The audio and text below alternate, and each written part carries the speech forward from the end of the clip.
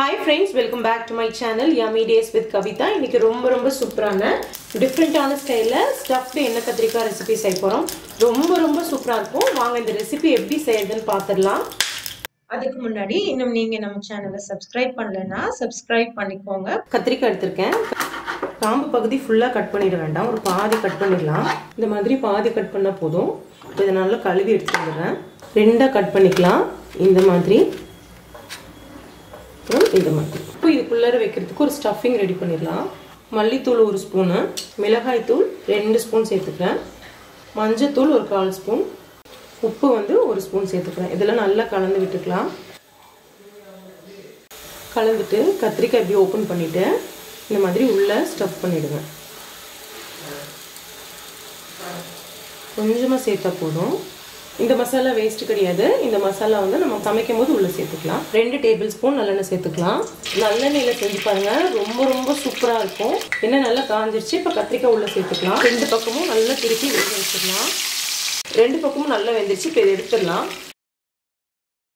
கொஞ்சம் கடுகு சேர்த்துக்கலாம். கறிவேப்பிலை, 3 வரமிளகாய், ஒரு பெரிய வெங்காயத்தை நல்லா நீல வாக்கில் நறுக்கியிருக்கேன், அதையும் உள்ள சேர்த்துக்கலாம்.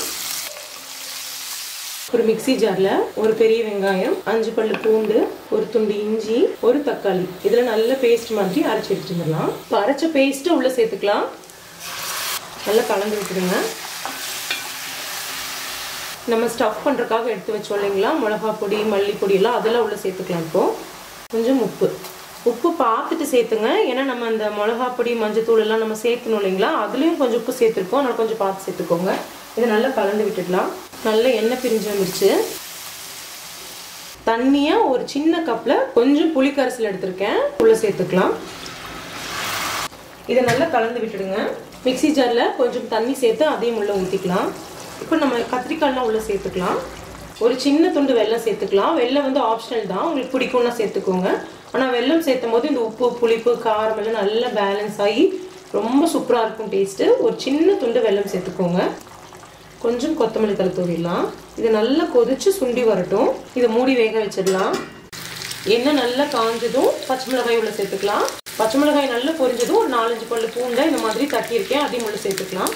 இது ஆக்சுவலி நீங்கள் கடுகு, கருவேப்பிலை, வரமிளகாய் எல்லாம் போட்டு தாளிக்கிறீங்க இல்லையா, அந்த ஸ்டேஜ்லேயும் பூண்டு, பச்சை மிளகாய் எல்லாம் சேர்த்துக்கலாம்.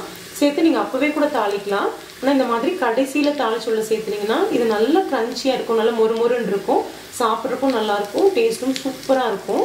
இதை நல்லா வறுத்துக்கோங்க. வறுத்துட்டு உள்ளே சேர்த்துக்கலாம். அந்த எண்ணெயோடு சேர்த்துக்கோங்க. அந்த எண்ணெயில் நல்ல பூண்டு வாசனை இறங்கியிருக்கும், சூப்பராக இருக்கும். பச்சை மிளகாய் வந்து காரத்துக்குன்னு இல்லை, அந்த புளிக்குழம்பு சாப்பிடும்போது இந்த பச்சை மிளகாயை சேர்த்து கடிச்சு சாப்பிடுவாங்க சில பேர். இப்போ மொறுமொறுன்னு இருக்கிறதுனால அவ்வளோ காரம் தெரியாது, ஆனால் சூப்பராக இருக்கும் டேஸ்ட்டு. அதனால தான் பச்சை மிளகாய் சேர்த்துருக்கேன். இதை நல்லா வறுபட்டுருச்சு, எடுத்துடலாம்.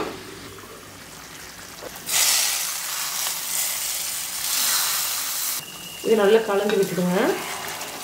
அவ்வளோதான், பச்சை வாசனையில் போய் நல்லா கொதிச்சு ரெடி ஆயிடுச்சு. இந்த ஸ்டேஜில் நம்ம ஸ்டவ் ஆஃப் பண்ணிடலாம். இது ரொம்ப சூப்பராக இருக்கும். கண்டிப்பாக ட்ரை பண்ணி பாருங்கள். ட்ரை பண்ணி பார்த்துட்டு எப்படி இருந்துச்சுன்னு எனக்கு கமெண்ட்டில் சொல்லுங்கள். தேங்க்யூ.